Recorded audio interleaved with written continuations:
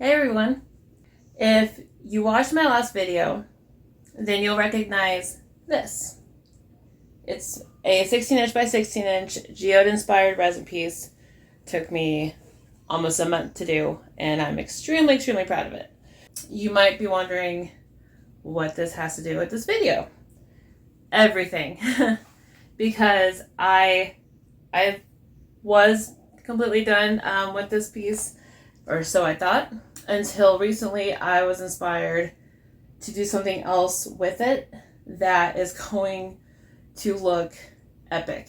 And I've never done anything like this before, but I have spent a lot of time figuring out how exactly it's possible to do and how I'm going to go about, doing it for this.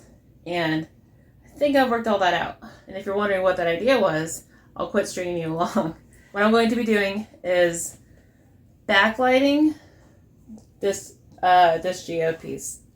And when I say backlighting, I don't mean I'm going to light up the entire thing, but everywhere where you see the clear crushed glass and crystals, all of that is going to light up.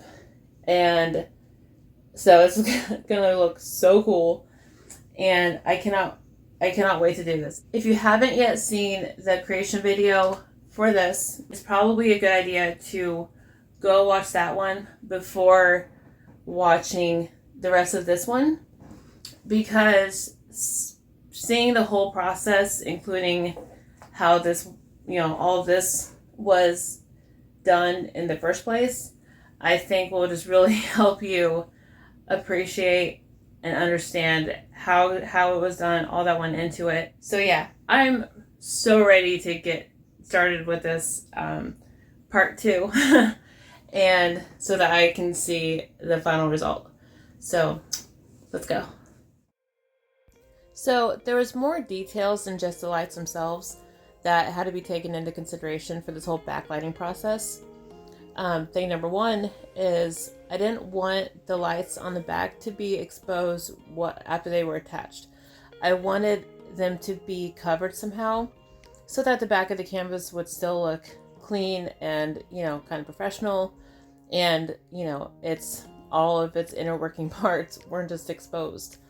And so what I did to achieve that, to be able to cover the back, is I got this big sheet of, it was a 2 foot by 4 foot sheet of hardboard from Menards, and I cut it down to the size of the opening in the back, like basically the space that's inside of the canvas frame, the wooden frame that the canvas is stretched onto, which that size was 13 and a quarter by 13 and a quarter inch.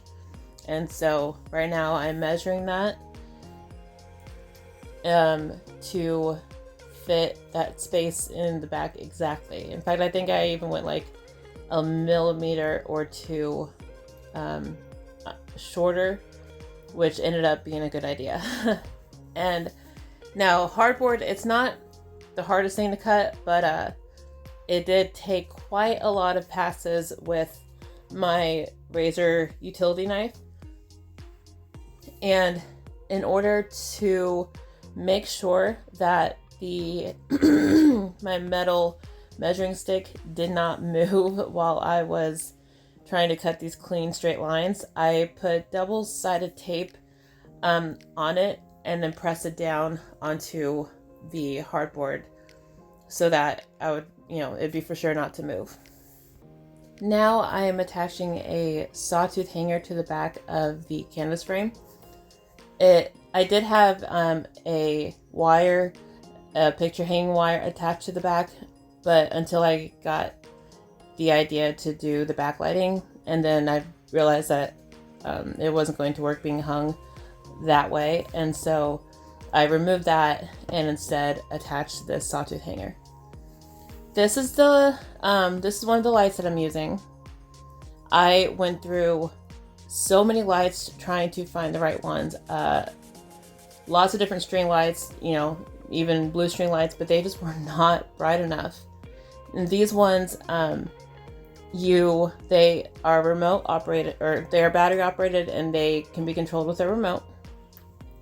And each one takes 3 AAA batteries, and you can just unscrew the very back of them to replace the batteries. And that's exactly what I was needing. Like, all of the other lights that I tried that didn't work, they either were just not anywhere near bright enough, or the white color of them was more of a warm white with like that yellowish glow to it, which I definitely didn't want. And there were so many, that did not work. I needed lights that were battery operated, preferably had a remote to control them with, and that were very bright and like a cool white, not like a warm white. Okay, so you might be confused about what I'm doing now. I am cutting some crisscross lines on the front, very, very lightly. Just, I didn't have to press down hardly at all with my utility knife.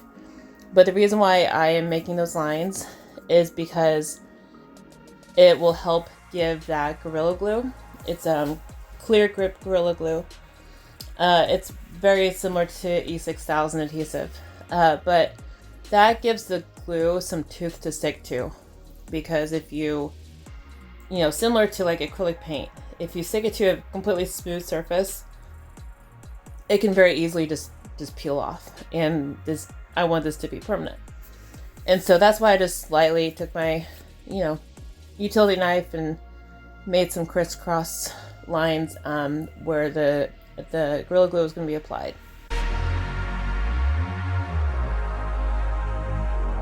And I'm being very, very careful about pressing these onto the back.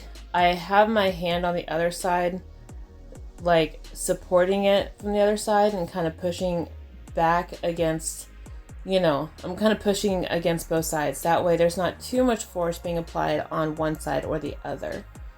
Real quick, I also forgot to mention that I painted the back of that piece of hardboard white to help any light kind of bounce back towards the front instead of just absorbing the light like it would if I kept it dark. To attach the hardboard to the back, I used these little hinges that I got from Hobby Lobby for only 99 cents, and they worked absolutely perfect for this. You're always trying to forget. You're always wanting to pretend. I see right through your selfishness. I'm too bad, I don't want to face.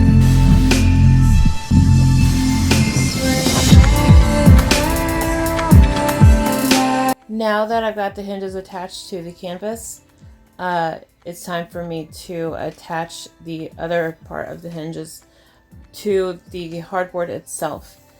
And the reason why I put the metal yardstick underneath the part of it where I did was so that whenever my drill pushed downward onto it, it wouldn't bow, it wouldn't bow in the middle, and it would still stay firm, and it would allow me to install the screws the way they needed to be installed. Another issue that I foresaw was the bottom of the the hardboard flap, if you will, not being secured and being able to just swing outwardly, just freely. And so I bought some, it's the back of, it's the hardware that goes on the back of a picture frame to secure the back of a picture frame onto the frame itself so that it can't move. And so I bought some of those pieces and just, attached that to the back, and that kept it from being able to just swing forward freely. And now I am putting my artist initials and my signature on the back of the hardboard, since my original initials and signature that were on the back of the canvas got covered up, and that's how it looks. You are about to see the finished product and what this looks like with the lights on in the dark.